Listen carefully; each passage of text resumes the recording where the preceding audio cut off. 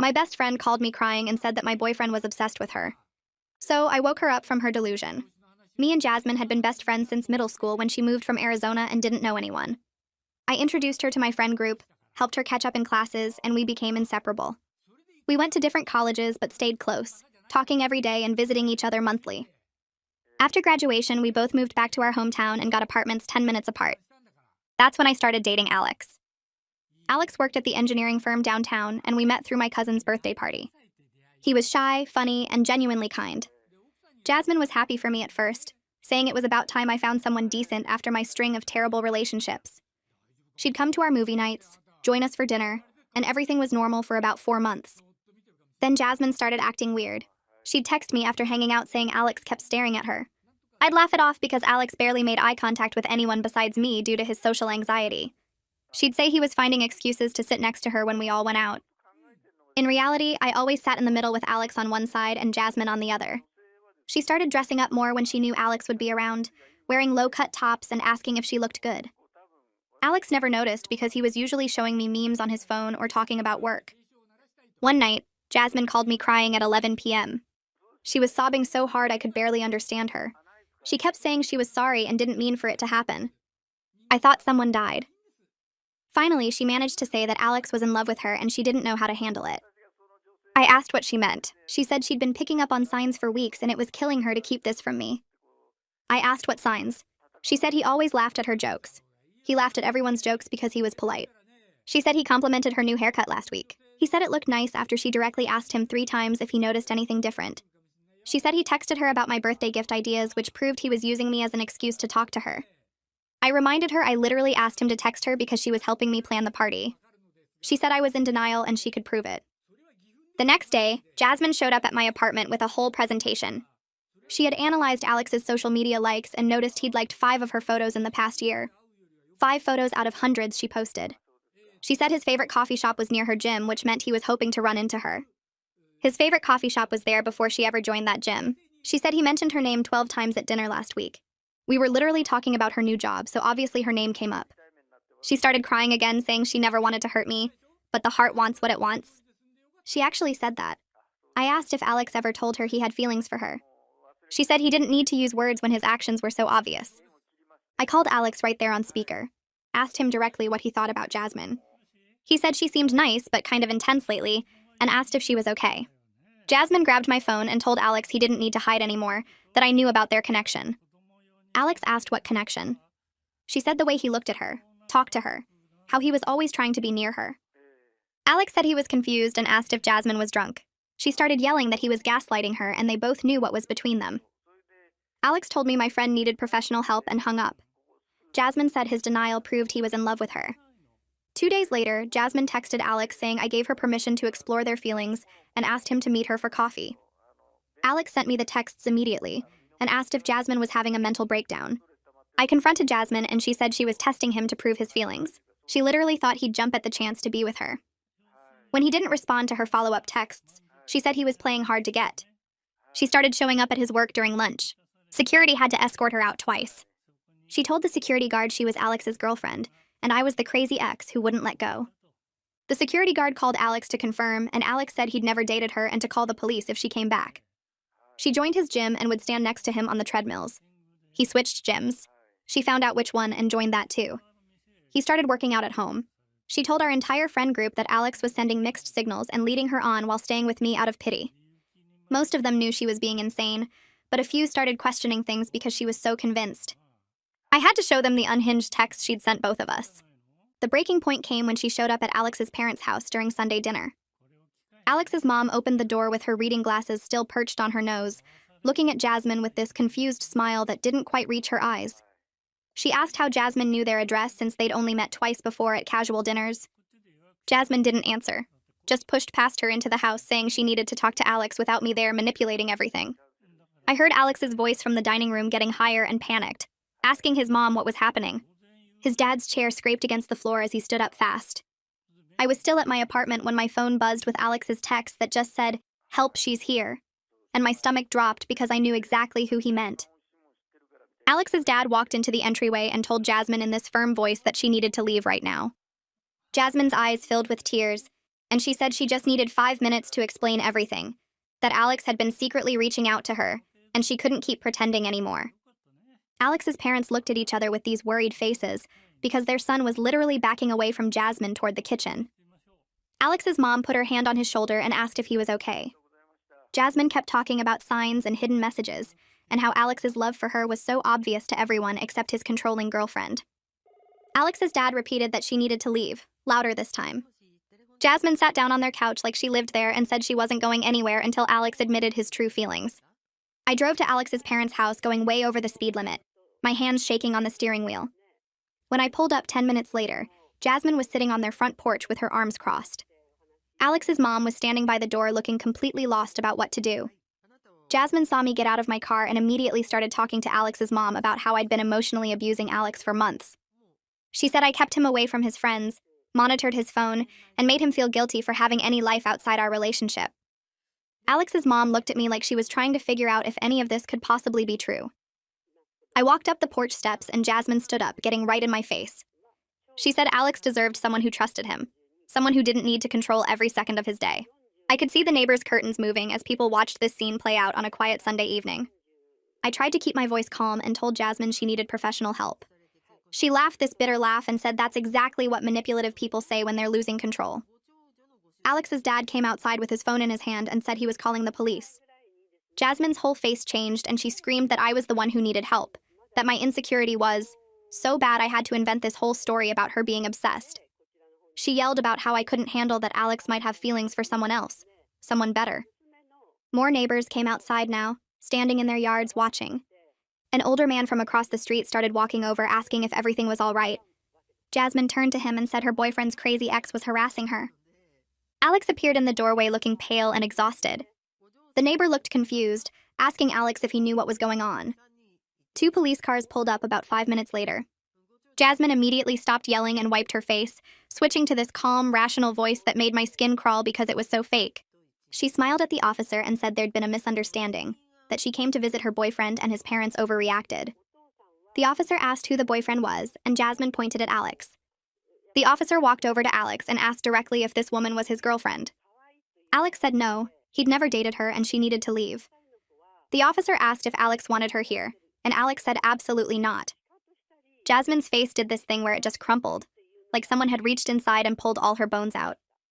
She looked at Alex with these huge wounded eyes and said he didn't have to lie anymore, that she understood his family was putting pressure on him.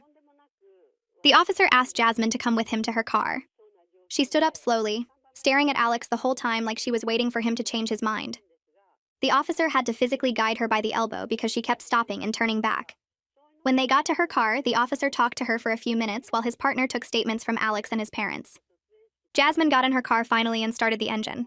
As she drove away, she rolled down her window and screamed that Alex was making a huge mistake. She yelled that one day he'd realize what he gave up, that he'd come crawling back when he got tired of being controlled. Her voice got quieter as she drove down the street, but we could still hear her. Alex's mom grabbed my hand and squeezed it hard. She was shaking. Inside the house, Alex sat on the couch with his head in his hands. His whole body was trembling, and his parents kept asking what the hell just happened. I sat down next to Alex and started explaining from the beginning, from the night Jasmine called me crying about Alex being in love with her. I told them about the presentation with the social media analysis, about her showing up at his work, about the text claiming I gave permission for them to date. Alex's mom's mouth fell open, and she kept saying she had no idea, that Jasmine seemed so normal when they met her before. His dad paced around the living room, getting angrier as I talked. When I finished, his dad said we needed to talk to a lawyer first thing Monday morning. He said this wasn't just weird friend drama anymore, this was stalking, and we needed legal protection. That night, Alex stayed at my apartment because neither of us wanted to be alone. We lay in bed, but neither of us could sleep. Every sound made us both jump. A car door slamming outside had Alex sitting straight up. When my neighbor's cat knocked over something in the hallway, I was out of bed before I even realized I was moving. Around 3 in the morning, Alex admitted he was scared of what Jasmine might do next. He said every time we set a boundary or told her no, she just became more convinced they had this deep connection. He talked about how she'd shown up at 2 different gyms, how she'd told security at his work that she was his girlfriend, how she genuinely seemed to believe her own lies.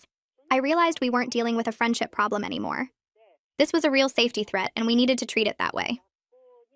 Sunday morning, I called my cousin Cordelia, who worked in mental health crisis intervention. She answered on the second ring, even though it was barely 8. I explained everything while Alex made coffee in the kitchen, his hands still shaky. Cordelia listened without interrupting, and when I finished, she was quiet for a minute. Then she said Jasmine's behavior matched something called erotomania. She explained it was a delusional disorder where someone believes another person is in love with them, even when there's clear proof they're not. She said people with erotomania can be completely normal in other areas of their life, but have this one fixed delusion they can't let go of.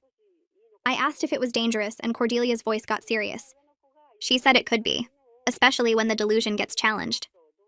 Cordelia explained that people with erotomania interpret rejections as secret tests, or proof of hidden feelings.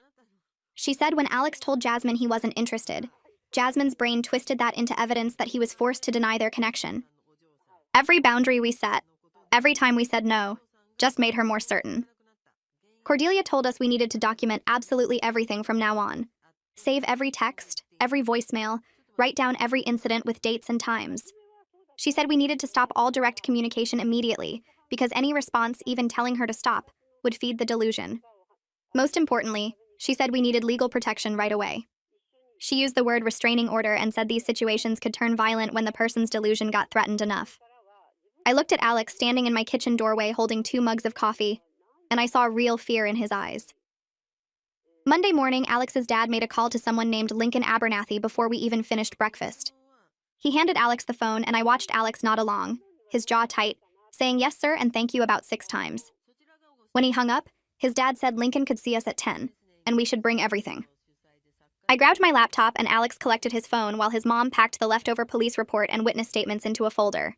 We drove to Lincoln's office in the business district downtown, a brick building with his name on a brass plaque by the door. The waiting room had leather chairs and magazines nobody ever reads, and a receptionist who smiled too brightly considering why people probably came here.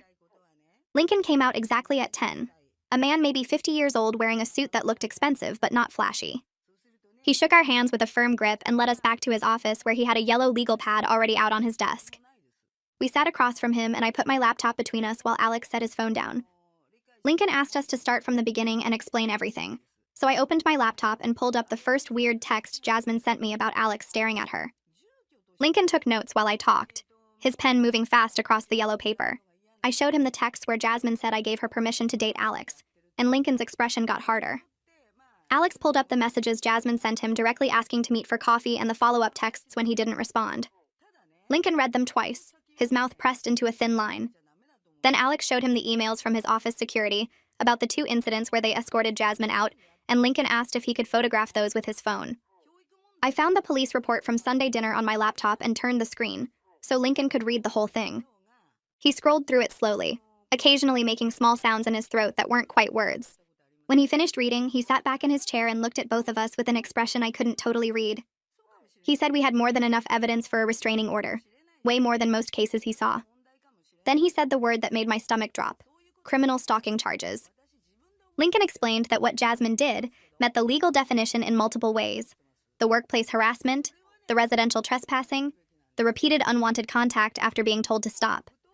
He said the process would require me and Alex to testify about specific incidents in detail, dates and times, and exactly what happened. His voice got more serious when he said Jasmine would be formally notified of the restraining order filing, and he wanted us prepared that this might trigger another escalation before things got better. He used the word escalation like it was a normal thing to expect, and I realized this was his job, seeing people at their worst and predicting what terrible thing might happen next. We spent the next 3 hours in that office going through every single incident in order. Lincoln had us write detailed statements on his computer, typing out exactly what happened with dates and times for everything we could remember. Alex had to describe the first time Jasmine showed up at his gym, how he felt when he saw her on the treadmill next to him, even though there were 20 empty machines. He typed slowly, stopping every few sentences to take a breath, and I could see his hands shaking slightly over the keyboard. I wrote about the night she called me crying, the presentation she made with the social media analysis, the moment she grabbed my phone to talk to Alex directly. Lincoln asked specific questions about each incident, like did anyone else witness this? Did you tell her explicitly to stop? Did you feel threatened or afraid? Some of the questions felt obvious, but Lincoln said courts needed everything spelled out clearly, no assumptions about what someone meant or felt. Alex got to the part about Jasmine joining his second gym after he switched, and he stopped typing completely for a minute. I watched him stare at the screen before he finally wrote that it made him feel violated. Like nowhere was safe. Like she was always going to find him no matter what he did. Lincoln nodded and said that was exactly the kind of detail the judge needed to hear. By the time we finished, my back hurt from sitting in the same chair, and Alex looked completely drained. Lincoln printed everything out and had us review it one more time, then sign at the bottom of each page. He said he'd file the petition for an emergency restraining order first thing Wednesday morning, and we should expect Jasmine to be served with papers within 48 hours of that. That afternoon, my phone rang while Alex and I were eating sandwiches in my car outside a gas station. It was Myra, and she sounded upset before she even said hello. She told me Jasmine had shown up at her apartment that morning crying and saying Alex got his family to threaten her with lawyers. Myra said Jasmine claimed we were ganging up on her because Alex didn't want to admit his feelings publicly, and his parents were helping him hide the truth.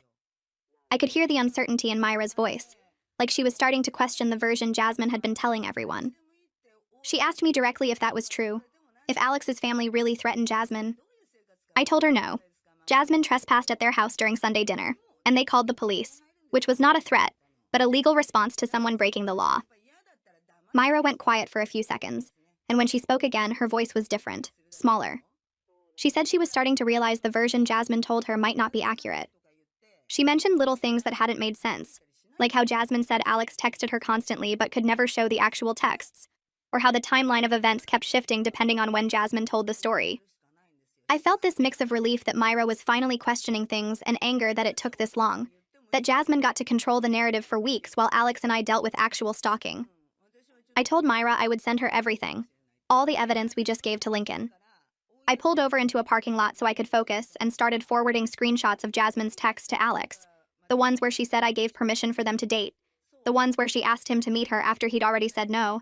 I sent the security incident reports from Alex's office that documented both times they escorted her out.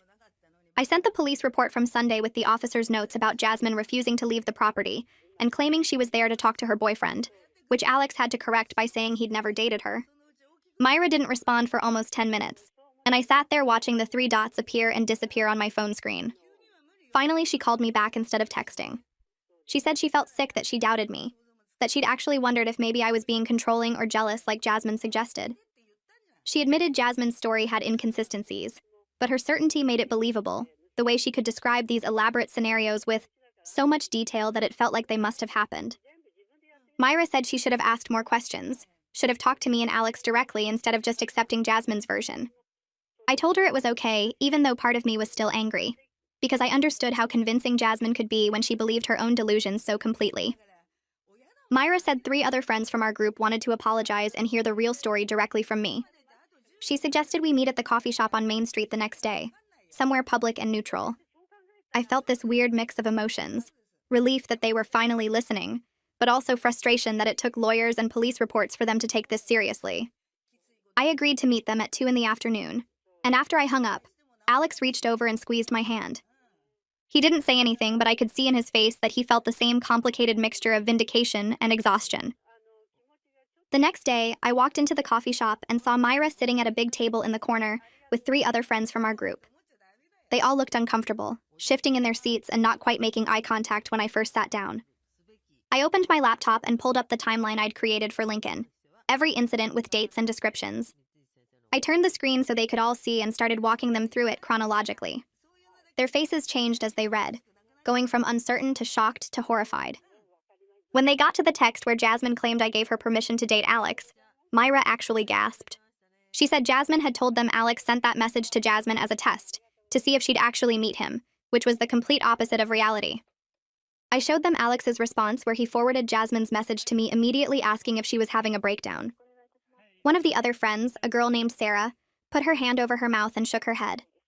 Another friend admitted that Jasmine had been privately messaging each of them with slightly different versions of events.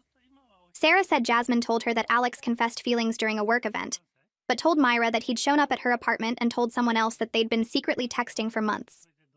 None of them had compared notes until now because Jasmine specifically asked each person to keep their conversations private, saying she was embarrassed and didn't want everyone knowing her business. They realized now that she'd been manipulating them by controlling the information flow, making sure nobody could piece together that her stories didn't match. A third friend, a guy named Marcus, said Jasmine had asked him to spy on me and report back what I was saying about Alex. He'd thought it was weird at the time, but Jasmine framed it like she was worried about me and wanted to make sure I was okay. He said he felt like an idiot now for not seeing through it. The friend group sat there for another hour talking through everything, and by the end they all agreed to cut contact with Jasmine completely. Myra said they'd provide witness statements if Lincoln needed them, documenting how Jasmine tried to manipulate them and spread false information about Alex. It felt validating to have them finally understand and believe me, but it also felt deeply sad. Our entire social circle was fracturing, splitting into people who supported us, and people who'd have to cut ties with Jasmine. The Jasmine I knew for 15 years, the girl who moved from Arizona and didn't know anyone, who I helped with homework and invited to everything, felt like a complete stranger now. I didn't recognize her in the person who showed up at gyms and workplaces and Sunday dinners, who created elaborate false narratives and believed them so completely that she could convince others. When I left the coffee shop, I felt lighter and heavier at the same time, relieved to have support, but grieving the friendship that was never coming back. Wednesday morning, Lincoln called to say he'd filed for the emergency restraining order at the courthouse. He explained that Jasmine would be served with papers within 48 hours, meaning someone would show up at her apartment or workplace and hand her official legal documents. He said we should expect her to either love bomb us with apologies or escalate with anger when she realized this was legally serious, that the court system was now involved and this wasn't just friend drama anymore. He told us not to respond to any contact attempt regardless of what she said, that any response would reset the harassment clock and potentially weaken our case. He said to document everything, save every text and voicemail and email, note every time she drove past our apartments or showed up somewhere we were. His voice was calm, but firm when he said the next few days were critical, that this was when people with delusions either were accepted reality or doubled down harder. I thanked him and hung up, then immediately told Alex what Lincoln said. We both felt this strange anticipation, like waiting for a storm we knew was coming, but couldn't predict exactly when it would hit. That night, my phone started buzzing around 8 p.m. and didn't stop. Jasmine's name kept flashing on the screen over and over, each call going to voicemail when I didn't pick up. Lincoln had been clear about not answering, about not giving her any opening to claim we were still in contact, or that I was encouraging her behavior. I watched the notifications pile up, 17 missed calls in 2 hours, and each one felt like a physical weight pressing down on my chest. Alex sat next to me on the couch looking at his own phone, his jaw tight as he scrolled through work emails trying to distract himself from the constant buzzing coming from my device. The voicemails accumulated in my inbox, little red numbers climbing higher and higher. And part of me desperately wanted to listen, because somewhere in my brain I still believed my actual friend might be in there somewhere, might say something that would make this all make sense. But I knew better now. Knew that the Jasmine leaving those messages wasn't the girl I'd known since middle school, and listening would only hurt me more without changing anything about the situation we were trapped in. The next morning, Alex's phone lit up with a text from Quentin at work. I watched his face go pale as he read it. Then he turned the screen toward me without saying anything. Jasmine had shown up at their office building again, apparently thinking she could just walk in and see Alex like nothing had happened, like Lincoln hadn't filed legal paperwork and warned her to stay away. Security recognized her immediately from the previous incidents and called the police before she even made it through the lobby doors. Quentin's text said she'd been arrested for trespassing since the building management had formally banned her from the property after the second time she'd harassed Alex during his lunch break. She was in police custody now, actually arrested with handcuffs and everything, and the reality of how far this had escalated hit me like a truck. This wasn't just friend drama anymore or even stalking that we could document and report. This was criminal charges and jail time and a permanent record that would follow Jasmine for the rest of her life. Lincoln called an hour later and his voice was calm, but I could hear the satisfaction underneath when he explained what happened. Jasmine had spent 4 hours in a holding cell before her parents posted bail and got her released, and he said this actually strengthened our restraining order case significantly because it showed the pattern continuing even after police involvement and official warnings. The judge would take it seriously when we went to court, would see that Jasmine wasn't just confused or going through a rough patch, but actively refusing to respect boundaries even when those boundaries were enforced by law enforcement. He told us to keep documenting everything, to save any texts or calls or attempts at contact, because each piece of evidence made our case stronger and showed we genuinely needed legal protection from someone who wouldn't stop on her own. Friday morning, my phone rang with an unknown number, and I almost didn't answer, thinking it might be Jasmine calling from a different phone to get around being blocked. But something made me pick up, and Jasmine's mom's voice came through the speaker, choked with tears and barely coherent. She said they'd had no idea things had gotten this bad, that Jasmine had been telling them Alex was her boyfriend and I was a jealous ex-friend trying to break them up out of spite. They'd believed her because why wouldn't they believe their own daughter? and now they were devastated to learn the truth from the police report and the trespassing charges and everything we'd documented. Her mom kept apologizing over and over, saying she should have known something was wrong when Jasmine's stories didn't quite add up, when she refused to let them meet Alex or got defensive when they asked normal questions about the relationship. I felt bad for her because I knew what it was like to watch someone you love disappear into delusion, to realize the person you thought you knew had been replaced by someone you didn't recognize at all. Jasmine's dad got on the phone after her mom couldn't talk anymore through the crying. His voice was tight and controlled, like he was barely holding himself together, and he asked if there was any way to resolve this without legal action, because they were trying to get Jasmine into psychiatric treatment. I understood what he was asking, understood that he wanted to protect his daughter from having a restraining order and criminal record. But I also remembered Alex's face when Jasmine showed up at his parents' house during Sunday dinner. I explained as gently as I could that we'd tried everything else, that we'd been patient and understanding and given Jasmine so many chances to stop. But she'd showed up at Alex's family home, and that crossed a line we couldn't uncross. He went quiet for a long moment and then said he understood, that they'd cooperate with whatever we needed and provide any information that might help get Jasmine the mental health treatment she clearly required. Before he hung up, he said he was sorry. Not just for what Jasmine had done, but for not seeing it sooner. And I felt tears running down my face because this whole situation was destroying so many people beyond just me and Alex. Lincoln called back Tuesday afternoon to tell us the restraining order hearing was scheduled for the following Tuesday morning at 9 a.m. He walked us through what to expect, explaining that Jasmine would be in the courtroom because she had the right to face her accusers and defend herself against the order. He warned us that she might try to speak directly to Alex, might try to make eye contact or gesture or do anything to get his attention and prove their connection was real. We needed to stay calm no matter what happened, needed to let the legal process work, and trust that the judge would see through her delusion to the documented pattern of harassment and stalking. He said to dress professionally but not fancy, to answer questions clearly and honestly, and to focus on facts rather than emotions when we testified about what she'd done. His voice was steady and reassuring, but I could tell he was preparing us for how hard this was going to be, for having to face Jasmine in person, and recount everything she'd done while she sat there watching us. That weekend, Alex and I barely left my apartment, ordering takeout and watching movies we'd already seen, because neither of us could focus on anything new. We were both emotionally exhausted, drained from weeks of constant stress and fear, and looking over our shoulders everywhere we went. Alex kept apologizing like this was somehow his fault for being polite to my friend, for laughing at her jokes and complimenting her haircut when she asked directly, for all the normal friendly behavior that her brain had twisted into proof of secret love. It broke my heart because he'd done absolutely nothing wrong, had just been his usual kind and socially anxious self, and now he was carrying guilt for something that existed only in Jasmine's delusion. I told him over and over that this wasn't his fault, that mental illness doesn't need a reason or a cause, but I could see he didn't fully believe me yet. Sunday evening, I finally gave in to the temptation I'd been fighting all week and listened to one of Jasmine's voicemails. I regretted it immediately, wished I could unhear her sobbing voice saying she knew Alex was forced to do this by his controlling family, that their love was tested like Romeo and Juliet or some other tragic romance. She said she'd wait for him no matter how long it took, that real love could survive anything, including restraining orders and family interference and temporary separations. Her voice had this dreamy quality to it, like she was narrating a movie in her head instead of talking about real life with real consequences, and I felt sick listening to how completely she believed the false reality she'd constructed. I deleted the voicemail and blocked her number on yet another level, then sat there feeling dirty and sad and angry all at once. Cordelia showed up at my apartment that evening with Thai food and a determined expression. She'd taken time to help us prepare mentally for the hearing, explaining in her calm professional voice that facing Jasmine in court might be harder than we expected, because delusional people can be very convincing in their false reality. They believe what they're saying completely, with no doubt or hesitation, and that conviction can make others question what they know to be true. She said we needed to stay grounded in facts, in the documented evidence and witness statements and police reports, rather than getting pulled into the emotional story Jasmine would tell. She practiced questions with us, had us recount incidents clearly and specifically, and reminded us that the judge had seen cases like this before and would know what to look for in someone experiencing erotomania. Monday night, I couldn't sleep no matter how tired I was, my brain refusing to shut off as I lay there staring at my ceiling.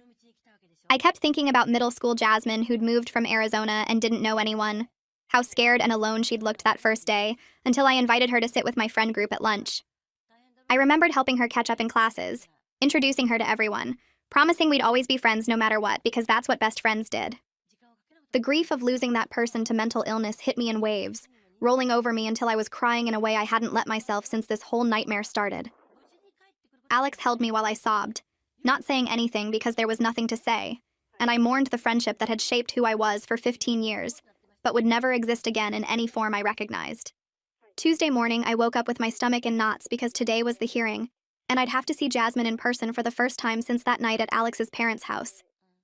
We got to the courthouse 40 minutes early because Alex wanted to be prepared, and Lincoln had told us to arrive with time to spare in case there were any last-minute issues. The building was this old brick structure downtown with marble floors that echoed every footstep and made everything feel more serious and official than I was ready for. Lincoln met us in the lobby wearing a dark suit and carrying a leather folder thick with papers, and he walked us through what would happen step by step so we'd know what to expect. We sat on a wooden bench in the hallway outside the courtroom, and I kept watching people walk by, wondering if any of them were going through something similar, or if our situation was as crazy as it felt.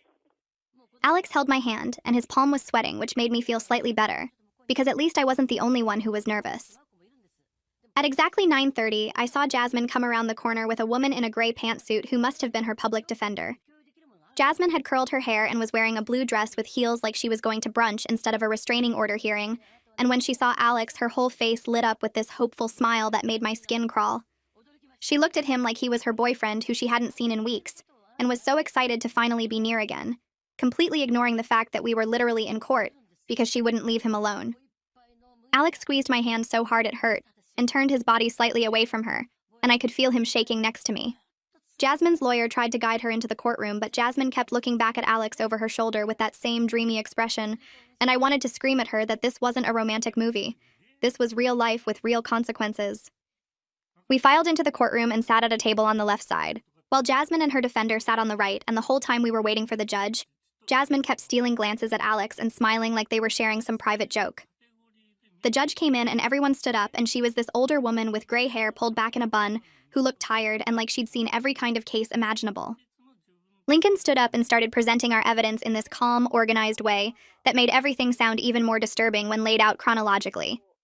He showed the judge printed copies of Jasmine's texts to Alex where she said I'd given her permission to date him, then the security reports from Alex's office building documenting the 2 times she'd been escorted out, then the police report from when she showed up at his parents' house. He called Quentin as a witness, and Quentin described seeing Jasmine in the office lobby multiple times looking for Alex, and how uncomfortable it made everyone in their department. He brought up our mutual friends who'd submitted written statements about how Jasmine had told them different versions of events to keep them from comparing notes and realizing she was lying. Jasmine's public defender was this young woman who looked increasingly uncomfortable, as Lincoln kept stacking up evidence, and during a recess she asked to speak with Jasmine privately in the hallway. Through the courtroom door, I could hear Jasmine's voice getting louder and more upset, insisting that the evidence was misinterpreted, and that Alex was just scared to admit his feelings publicly. When they came back in, the defender looked defeated and Jasmine's eyes were red from crying, but she still had this stubborn set to her jaw like she refused to accept what was happening. The judge called Jasmine to the stand and she walked up there with her shoulders back and her head high, and I realized she genuinely thought this was her chance to finally make everyone understand the truth as she saw it. She started talking about how she and Alex had developed this deep connection over the months, describing long conversations that I knew for a fact never happened because I was literally there during most of their interactions. She said Alex would look at her across the table during group dinners with such longing in his eyes that he'd find excuses to text her about random things just to have contact with her, that he'd mentioned her name constantly because he couldn't stop thinking about her. She spoke with such complete conviction, like she was describing memories that were absolutely real to her, and I finally understood how she'd managed to convince some of our friends initially, because she wasn't lying in her mind. She truly believed every word. She talked about how Alex had joined her gym to be near her, and how he'd shown up at places she frequented hoping to run into her, which was the exact opposite of reality where he'd been actively avoiding her and changing his routine to get away.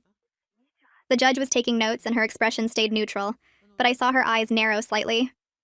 When Jasmine described a conversation where Alex supposedly confessed his feelings, and Lincoln immediately pulled out Alex's work calendar, showing he'd been in a meeting during the time Jasmine claimed this happened, Jasmine didn't even seem bothered by the contradiction, just said the meeting must have been on a different day, because she remembered the conversation so clearly. When Lincoln asked her about the text where Alex explicitly said he wasn't interested, Jasmine smiled, and said that was just him being cautious because he was worried about hurting me, that she could see the real truth in how he looked at her when he thought no one was watching. The judge asked her to step down and called Alex to testify, and I could see his hands shaking as he walked up to the stand. His voice was quiet at first, and the judge had to ask him to speak up. And he described how scared he'd felt when Jasmine started showing up at his work and his gym. He talked about changing his entire routine, looking over his shoulder constantly, feeling unsafe in places that used to be normal parts of his day. He said he'd stopped going out with friends because he was worried she'd show up, that he'd started having anxiety about leaving his apartment because he never knew where she might appear next. His voice cracked when he talked about the night she showed up at his parents' house, and how violated he felt that she'd tracked down their address and invaded his family's home. The whole time Alex was speaking, I was watching Jasmine's face, and she was smiling. Actually smiling like he was declaring his love instead of describing how much fear and stress she'd caused him. She had this soft, dreamy look in her eyes like she was watching a romantic scene in a movie, completely disconnected from the reality of what he was actually saying. The judge noticed too because she kept glancing at Jasmine with this increasingly concerned expression. When Alex finished testifying, the judge asked Jasmine to stand, and she looked directly at her and asked in a very clear, firm voice if Jasmine understood that Alex did not want any contact with her. Jasmine's smile didn't waver, and she said that what Alex says and what he really feels are two different things, that she can see the truth in his eyes even. When his words say something else, that their connection goes deeper than what can be expressed in a courtroom setting. The judge's expression went from concern to hard in about 2 seconds, and she said that she'd heard enough. She granted a 3-year restraining order requiring Jasmine to stay 500 feet away from me, from Alex, from both our apartments, from both our workplaces, and from Alex's parents' home. Jasmine's face crumpled and she started crying, saying the judge didn't understand, that this was all a huge mistake, that she and Alex just needed time to work things out without interference. Her lawyer put a hand on her arm trying to calm her down, but Jasmine kept talking, her voice getting louder and more desperate as she insisted that real love couldn't be stopped by a piece of paper. The bailiff stepped forward and Jasmine's lawyer physically guided her toward the exit while she was still crying and protesting. We walked out into the courthouse hallway, and I felt shaky with relief and exhaustion, like I'd been holding my breath for weeks and could finally let it out. Jasmine's parents were waiting outside the courtroom, and they approached us looking completely broken. Her mom had tears running down her face, and she kept apologizing, saying they had no idea things had gotten this bad because Jasmine had told them Alex was her boyfriend, and I was just jealous. Her dad looked about 10 years older than the last time I'd seen him at a barbecue 6 months ago, and he said they were taking her to get a full psychiatric evaluation that day because clearly something was very wrong. I could see they were grieving too, mourning the daughter they thought they knew and trying to accept this stranger who'd replaced her. Her mom reached out like she wanted to hug me, then pulled back, and she said she was so sorry for everything Jasmine had put us through. They'd make sure she got the help she needed. They walked away toward where Jasmine was standing with her lawyer near the elevators, and I watched them put their arms around her while she cried into her mom's shoulder. Lincoln pulled us aside and explained that violating the restraining order was a criminal offense that would result in immediate arrest and possible jail time. He said we needed to document any attempted contact, no matter how small, save every text or voicemail or social media message, and report it to the police right away. He warned us that the next few weeks would be the highest risk period, because that's when people either accept the reality of the order or escalate in a last attempt to make contact. We thanked him and walked out of the courthouse into bright sunshine that felt surreal after the fluorescent lights and heavy atmosphere inside.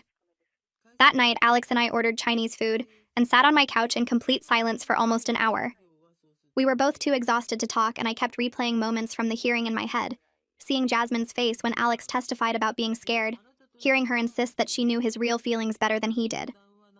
Alex finally broke the silence and said he felt like he could breathe for the first time in weeks, that having the legal protection made him feel safer, even though he knew a piece of paper couldn't physically stop her. I realized my shoulders were up near my ears, and when I tried to relax them, they actually hurt from holding so much tension for so long. The next few days were quiet in a way that felt almost wrong. I kept expecting my phone to ring with Jasmine's number, or to see her car parked outside my apartment, and every time I heard footsteps in the hallway, I tensed up waiting for a knock that never came. The absence of constant crisis was almost as stressful as the chaos had been because I didn't trust that it was really over. Couldn't quite believe that the restraining order would actually stop her when nothing else had. A week after the restraining order, my phone buzzed with a text from Myra. She sent me a screenshot of a friend request from Jasmine on Instagram with a long message attached. The message rambled about how everyone had abandoned her when she needed them most, and how she thought real friends would stand by her through anything. Myra had blocked her immediately and reported it to both me and Alex. I stared at the screenshot, feeling this weird mix of relief and sadness, because at least our friends were finally taking this seriously, instead of questioning whether Jasmine might have a point. Myra texted that she felt stupid for ever doubting me, and that seeing Jasmine try to manipulate her way back into their lives made her realize how sick Jasmine really was. 3 days later, Alex got an email from his workplace security with an update. Jasmine hadn't attempted to enter the building since the restraining order was served. The security team had circulated her photo to all the guards and updated the access system to flag her immediately if she tried to enter any company property. Quentin stopped by Alex's desk that afternoon and mentioned that word had spread around the office about what happened. Alex's face went red, and he looked down at his keyboard because he hated being the center of attention, and the idea of his coworkers knowing his personal business made him want to disappear. But Quentin said everyone was looking out for him now, and if anyone saw Jasmine anywhere near the building, they'd report it right away. That night, Alex told me he'd actually gotten emotional in the bathroom at work because people cared enough to protect him, and he wasn't used to that kind of support from anyone except me. 2 weeks after the hearing, I was making dinner when Jasmine's mom called. My stomach dropped when I saw her name on my phone because I didn't know if this meant more problems or what. Her voice sounded tired when she told me that Jasmine had been officially diagnosed with erotomania by the psychiatrist they'd taken her to see. She explained that Jasmine was starting treatment with medication and therapy, but still didn't believe she was sick. Jasmine kept insisting that everyone was conspiring against her, and that the diagnosis was just another way for me and Alex to turn people against their relationship. Her mom said at least Jasmine was in the mental health system now, where professionals could monitor her, and hopefully the medication would start working soon. I thanked her for calling and updating us, even though it must have been hard for her to admit her daughter needed that level of help. The next week, I made an appointment with a therapist because I couldn't stop thinking about all the times I'd explained away Jasmine's weird behavior. I kept replaying moments from the past few months, wondering if I should have seen this coming or done something differently. The therapist's office was in a building downtown, and I sat in the waiting room picking at my cuticles until she called me back. I told her everything from the beginning, and when I got to the part about Jasmine showing up at Sunday dinner, I started crying because I still couldn't believe my best friend since middle school had turned into someone I didn't recognize. The therapist explained that delusional disorders can emerge in early adulthood, and there was nothing I could have done to prevent it. She said Jasmine's brain was creating a false reality that felt completely real to her, and no amount of friendship or intervention from me would have stopped that process. It helped to hear that, but it didn't completely erase the what-ifs that kept running through my head at 3 in the morning. That weekend, Alex and I had a long conversation on my couch about how this whole experience had changed us. He said he'd learned to trust his discomfort instead of being polite when something felt wrong. He admitted that Jasmine had made him uncomfortable pretty early on, but he'd ignored it because he didn't want to cause problems in my friendship, and now he realized that instinct was trying to warn him. I told him I needed to work on not explaining away concerning behavior just because I loved someone. I'd spent so much energy convincing myself that Jasmine's actions were just her being dramatic, or going through something instead of accepting that her behavior was genuinely dangerous. We both agreed that we'd rather hurt someone's feelings by setting boundaries than end up in another situation like this one. A month after the restraining order, we decided to cautiously start reclaiming our normal life. Alex went back to his regular gym, but only during off-peak hours when it was less crowded, and he could keep an eye on who was coming in. I started meeting friends at our usual coffee shop instead of avoiding places Jasmine might know about. It felt weird at first because I kept looking over my shoulder expecting to see her standing there watching us, but slowly the knot in my chest started to loosen, and I could actually enjoy my coffee without scanning the room every 30 seconds. Quentin invited us to a work happy hour at a bar near Alex's office, and Alex actually said yes, which surprised me. He'd been avoiding social events with coworkers for months because he was embarrassed about the whole situation. We showed up and his coworkers were supportive without being weird about it. Nobody asked intrusive questions or treated Alex like he was fragile. They just included him in conversations about normal work stuff and made jokes and acted like everything was fine. I watched Alex's shoulders relax as the night went on, and he laughed at something Quentin said. It was the first time in months that I'd seen him look genuinely comfortable around other people. The next week, I was at the grocery store picking up milk when I saw Jasmine's aunt in the produce section. She'd been at family barbecues and birthday parties throughout my entire friendship with Jasmine. I'd known her since I was 12 years old. She saw me at the same time I saw her and immediately looked down at the apples she was examining. She grabbed a bag and walked quickly toward the other side of the store without making eye contact. It stung worse than I expected because I realized this situation had cost me more than just Jasmine. It had fractured connections with people who were part of my childhood and who probably heard some twisted version of events that made me look like the villain. 6 weeks after the hearing, Lincoln called while I was at work. I stepped outside to take the call, and he told me that Jasmine had violated the restraining order by sending a letter to Alex's parents' house. The letter rambled about true love conquering all obstacles, and how their connection was too strong for legal documents to destroy. Lincoln said we needed to report it immediately, so there was documentation of the violation. He explained that even though it was just a letter and not a physical confrontation, any contact was a violation and needed to be taken seriously. I called Alex right away, and he sounded exhausted when he answered. He said he'd hoped the restraining order would be enough to make Jasmine stop, but apparently her delusion was stronger than legal consequences. The police visited Jasmine that afternoon with a warning about the violation. Her parents called us a few hours later, apologizing over and over. Her dad's voice sounded completely worn out when he said they were increasing Jasmine's psychiatric supervision and making sure she understood that any more contact would result in criminal charges. I could hear how exhausted they both sounded dealing with a daughter who refused to accept reality no matter how many doctors or lawyers or judges told her she was wrong. Alex and I sat at my kitchen table the next morning with coffee. Neither of us was drinking. Lincoln had emailed us copies of the violation report, and we stared at the documents like they might suddenly change what happened. I asked if we should press criminal charges, and Alex rubbed his eyes with both hands before saying he didn't know anymore. We'd been dealing with this for months, and every consequence just seemed to make Jasmine dig deeper into her delusion instead of pulling her out. I reminded him that her parents said she was in treatment now, and maybe the warning would be enough. Alex nodded slowly and said he wanted to believe treatment would work, but he was tired of hoping things would get better only to have Jasmine show up somewhere new. We called Lincoln and told him we wanted the formal warning documented but wouldn't pursue charges this time. Lincoln said that was reasonable given the circumstances, but warned us to report any future contact immediately, because patterns of violation usually got worse instead of better. He told us the warning would make it clear that next time meant arrest with no exceptions, and Jasmine's parents had been informed of the consequences. After we hung up, Alex said he felt like we were being too soft, but also didn't want to be the reason someone went to jail when they were sick.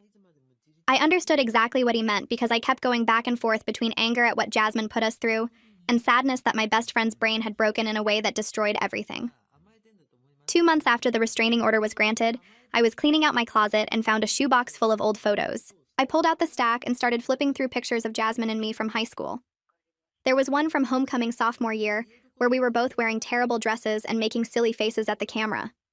Another showed us at graduation with our arms around each other and genuine smiles that came from years of actual friendship. I found photos from college visits where we'd explored each other's campuses and pretended to be students there. Birthday parties and random weekend hangouts and inside jokes captured in moments that felt so normal and happy. I sat on my bedroom floor surrounded by evidence of a friendship that used to be real and started crying. Not the angry crying from when everything was actively falling apart, but the grief crying that comes when you finally accept something is gone. The Jasmine in these photos was my best friend who helped me study for tests and listened to me complain about bad dates and knew exactly how to make me laugh when I was sad. That person didn't exist anymore, and maybe she'd been disappearing for longer than I wanted to admit. I looked at a photo of us from middle school right after we met and wondered if there had been signs even then that I missed, or if mental illness just happened sometimes without warning. My therapist kept saying I couldn't have prevented this, but sitting there with 15 years of friendship scattered around me made it hard to believe that. My next therapy session happened 3 days after I found the photos. I told my therapist about crying over the pictures, and she asked what made me sad about seeing them. I explained that it felt like mourning someone who was still alive, because the Jasmine I knew was gone, but replaced by someone wearing her face who believed things that weren't real.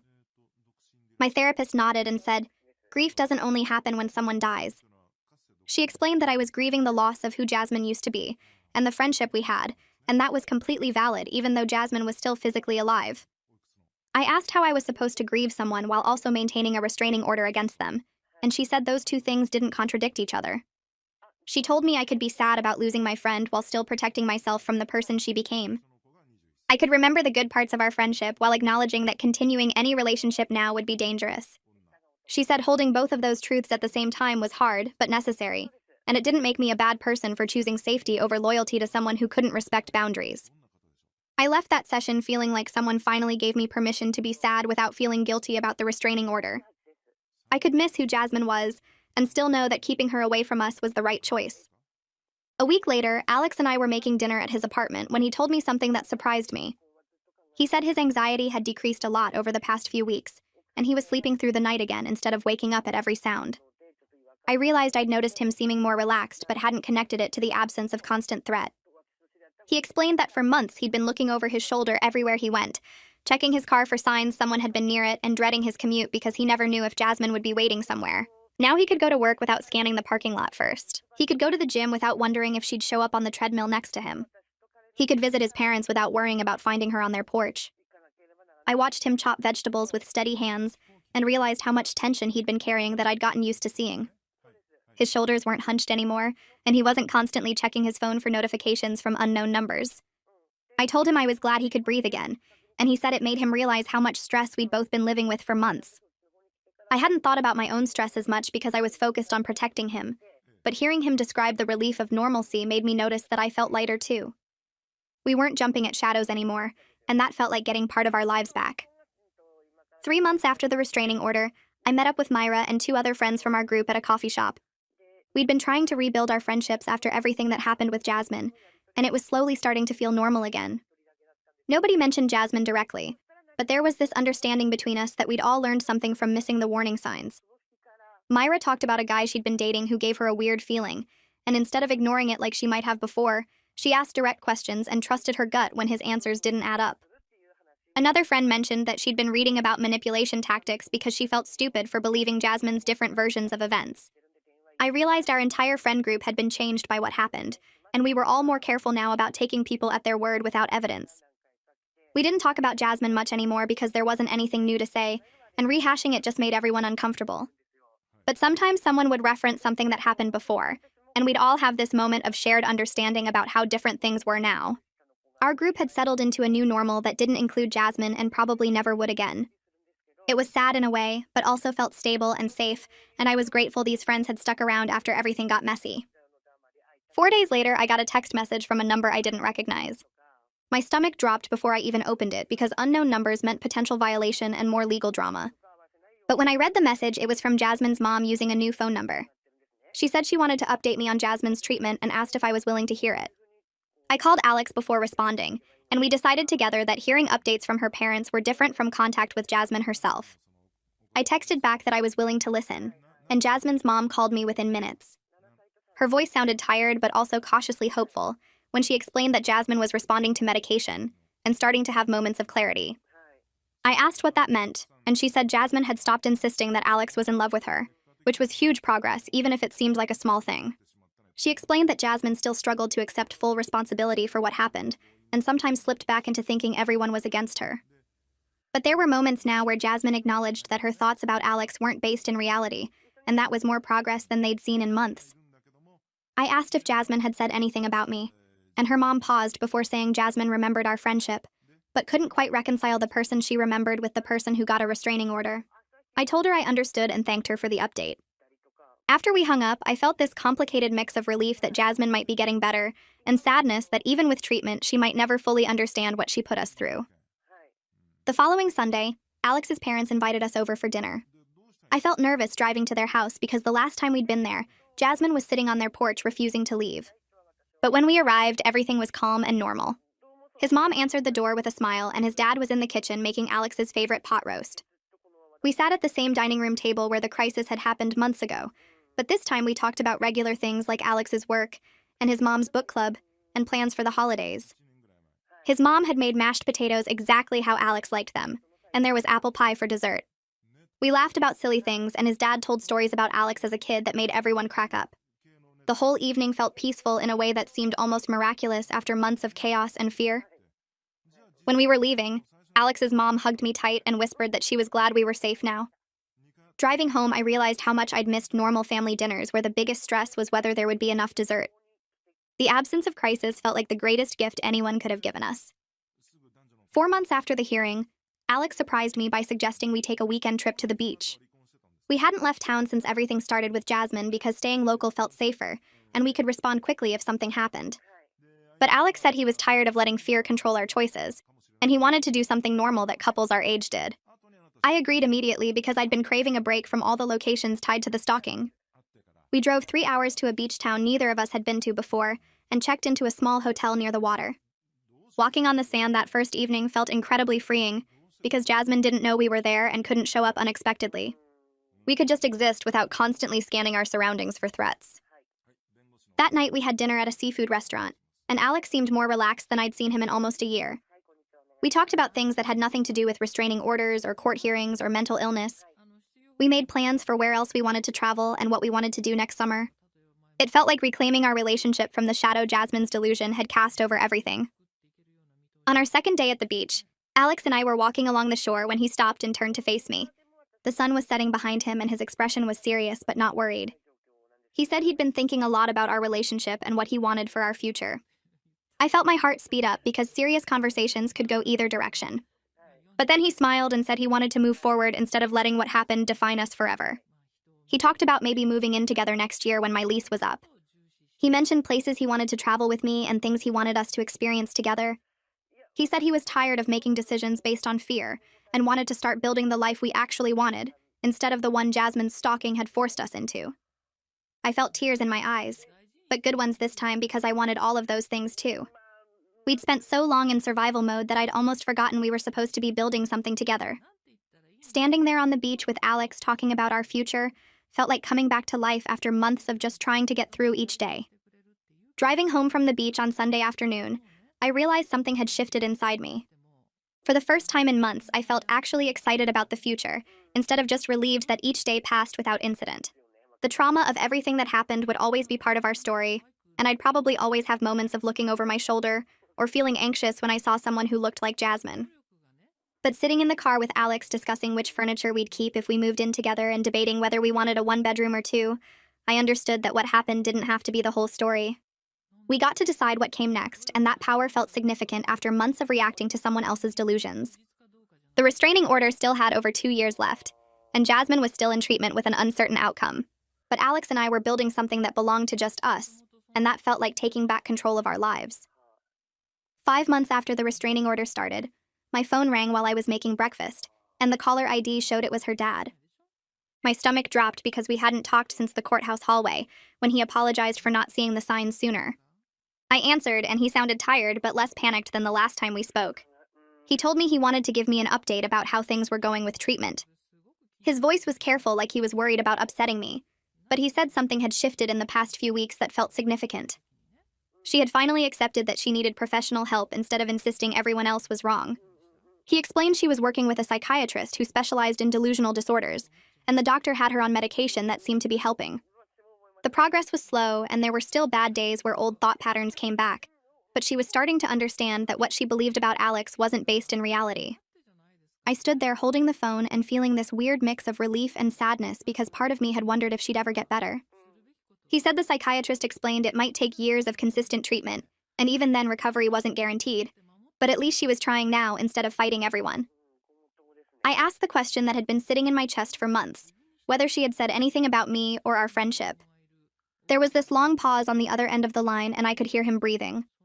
He finally said she had expressed regret about losing the friendship, but still struggled to fully accept her role in what happened. She knew things went wrong, but couldn't quite connect her actions to the consequences in a way that showed real understanding. He said the psychiatrist was working on that part specifically because accepting responsibility was crucial for actual recovery.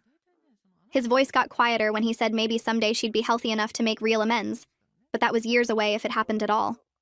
He wasn't asking me to forgive her or wait around for an apology that might never come. He just wanted me to know she wasn't the same person who showed up at Sunday dinner anymore, even if she wasn't fully well yet either. I thanked him for calling and told him I hoped treatment continued helping her. After we hung up, I sat at my kitchen table for a long time thinking about the friend I used to know, and the stranger she became. That evening, Alex came over and I told him about the phone call. We ended up having this long conversation about whether we'd ever accept an apology from her if she offered one in the future. Alex said he'd been thinking about it too because part of moving forward meant deciding what forgiveness looked like for us. He said he could probably forgive her someday for what she put us through, especially now that we knew it was a genuine mental illness and not just manipulation. But forgiveness didn't mean going back to how things were before or letting her back into our lives. I agreed completely because even if she got healthy and understood what she did, the damage to our friendship was permanent. Too much had happened and too much trust had been broken. We both felt okay with that boundary, and it felt good to be on the same page about it. Alex said he didn't want to carry anger forever, but he also didn't want to pretend everything could be fixed with an apology. I realized that's exactly how I felt too, like we could let go of the worst feelings without opening ourselves up to being hurt again. We talked about how strange it was that someone we cared about became someone we needed legal protection from, and how that grief was separate from the relief of being safe now. 6 months after the restraining order was granted, our lives had settled into something that felt genuinely normal again. Alex got a promotion at work that he'd been working toward for over a year, and his boss specifically mentioned how impressed they were with his performance despite everything he'd been dealing with. I started taking a pottery class at the community center on Thursday nights, something I'd always wanted to try but kept putting off. The class was full of people who had no connection to the drama that had consumed months of my life, and I loved having that separate space where I was just someone learning to throw clay. We were planning a trip to visit Alex's college friends next month, people he hadn't seen in person since everything started because we'd been too anxious to travel. His friends knew the basic situation, but mostly they just wanted to hang out and catch up on normal life stuff. I bought new luggage for the trip and felt excited instead of worried, which seemed like a small thing but meant everything after months of constant fear. Alex and I went to movies without scanning the parking lot first.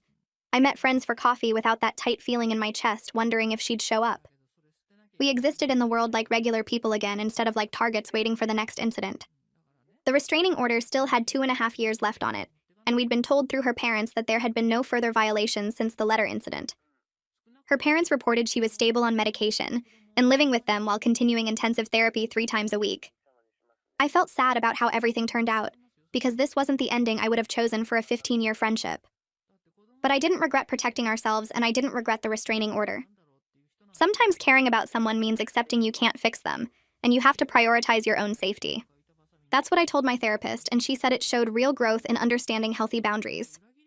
On a random Tuesday evening, Alex and I were sitting on my apartment balcony watching the sunset and drinking iced tea. The air was warm, and I could hear kids playing in the courtyard below. Alex turned to me and said he was grateful we got through everything together because it proved we could handle hard things as a team. He said a lot of couples would have broken up under that kind of pressure, but somehow it made us stronger instead of tearing us apart. I agreed and realized I trusted him more now than I did before everything happened, which seemed backwards but made sense. We'd seen each other at our most scared and most stressed, and neither of us ran. We made decisions together and supported each other and came out the other side still wanting to build a life together. For the first time since that midnight phone call 6 months ago when everything started falling apart, I felt completely at peace with where we were. The fear that had been sitting in my chest for so long was finally gone, replaced by this quiet certainty that we were going to be okay. I was excited about the future instead of just relieved to survive each day. We had plans and dreams again instead of just crisis management strategies. Alex reached over and held my hand, and we sat there watching the sky turn pink and orange.